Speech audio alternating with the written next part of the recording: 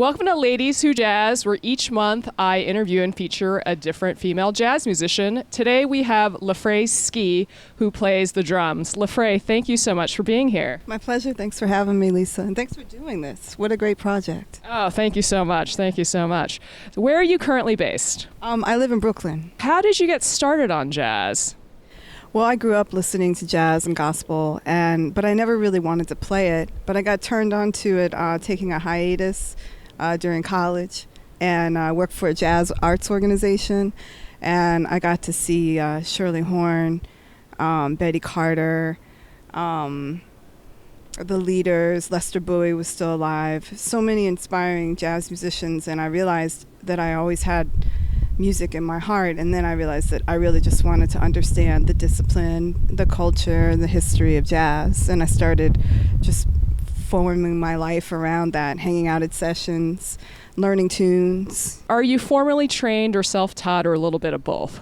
I think, well, for sure, I think everyone is a little bit of both. I mean, I didn't graduate from a conservatory, but I did take classes, and I was mentored by several really great jazz musicians. One of my main mentors was Greg Bandy, who they call the Mayor of Harlem, and he's still bouncing around and swinging his pants off.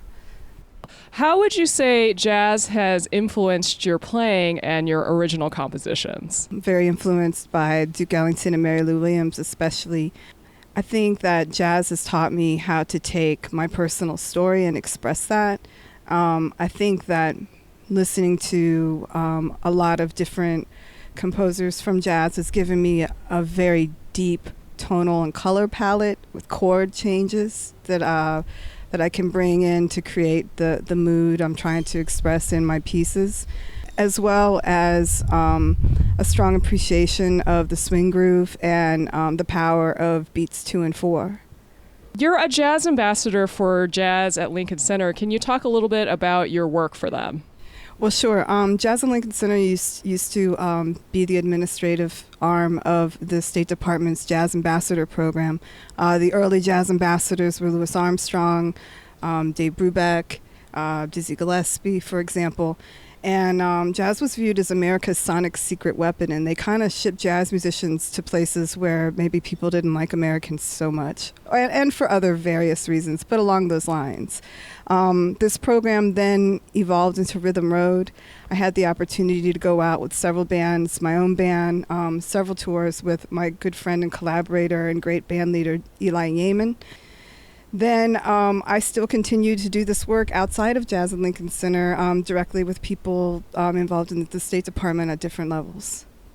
That's incredible. That's such important work. Well, what I really like about this work is that it combines two things that I really enjoy doing. I'm definitely a player who teaches and a teacher who plays. These jazz ambassador or cultural diplomacy opportunities allow you to have one-on-one meaningful experiences through workshops, and then the same opportunity to have those people from your workshops come to your concert, and maybe they can sit in, maybe they learn something in a 3-hour workshop. So there's a lot of like building bridges and mutual exchange, and also being able to get to know people, because the touring life can be so hotel, car, airport, or van, or whatever, and then home, airport, so I like to be able to engage in the community wherever I go. Speaking of jazz influences, who are your top 3 jazz influences? Well, I mean, I love Mary Lou Williams for so many reasons. I mean, her career spanned so many decades, and she was an amazing composer. And I love that we have her evolutionary arc to reference as a composer, as a musician, and with her spiritual life that she was so public about in her mass writings. Art Blakey is like my first favorite drummer. I love his shuffle groove. And I think I would have to give it to Shirley Horn, because just seeing Shirley Horn with her trio and how they moved the tempos and their tight arrangements really inspired me and made me feel like I want to do that. But there's a long list, but thank you for holding me down to 3. What are you doing presently, and what do you have coming up? Okay, presently, I'm about to start teaching again. I'm the director of the Brooklyn chapter of the Middle School Jazz Academy for Jazz and Lincoln Center. I coach a 29-piece middle school jazz big band, and we're playing some Duke Ellington and some Mary Lou Williams, some Count Basie this year. And the other thing that I'm doing now is I've been working on an orchestral composition, jazz composition project in Krasnoyarsk, Siberia, Russia. I got a new commission to write a long work for this. It's going to be a combination of their philharmonic, student orchestra, and I'll bring my band, and some parts will be through composed, some parts will be just straight improvisation. There'll be a lot of blues bass kind of work. It'll be about 45 pieces, so I'm super excited about that. We'll be doing that in June, but I'll be traveling to Russia in December, and then again in the spring to just do some master classes and rehearse with the orchestra. Have you faced any challenges doing what you do or to continue what you do, and how have you overcome them? I think that one of the most daunting things to do as a professional musician is dealing with financial challenges. I think that there are some things that if you are mentored by other jazz musicians, you can figure out how to do in terms of developing relationships with people, having your team, also learning how to create my own work and to find ways to book different ideas that are sort of my projects in addition to waiting for people to call me with cool projects. So that's been a real challenge. And basically, I've let music be the central point of my life. I don't come from money, so there's ups and downs, but I have a lot of faith, and I take a lot of action. And also, this society and the New York environment has become sort of hostile to artists. Not to say that there aren't opportunities here, not to say that there aren't people that are thriving here, but there have been like real migrational patterns that have really made rents and things like that just very inaccessible for people who are trying to keep their overhead down and not buy a place, so. I hear you. That's the New York City hustle struggle. Right.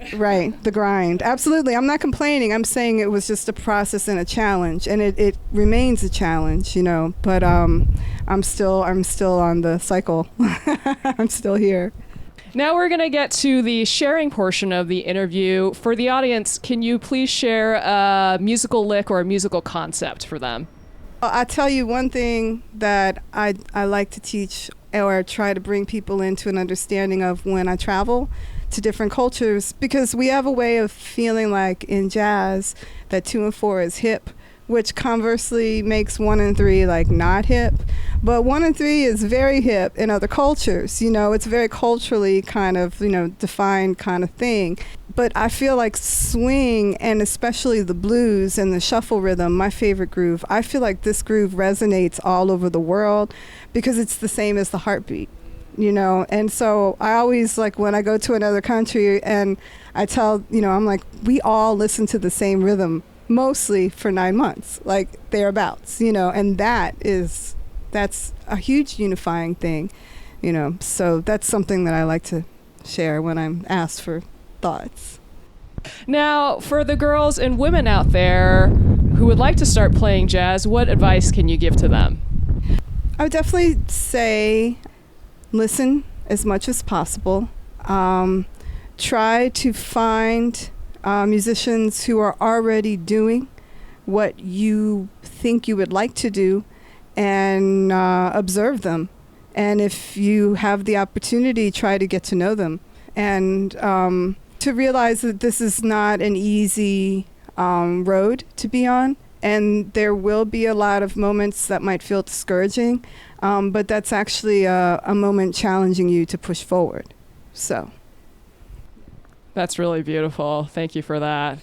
All right. So we're ready to go inside and play a tune. For the audience out there, if you've enjoyed this interview and like to see other ladies who jazz, please subscribe to my YouTube channel. If you are a lady who plays jazz or know of someone who does and would like to see them featured on this show, please contact me here or on my website, lisalouguitar.com. I'm Lisa Liu. This is Lafrae Ski. Keep shedding.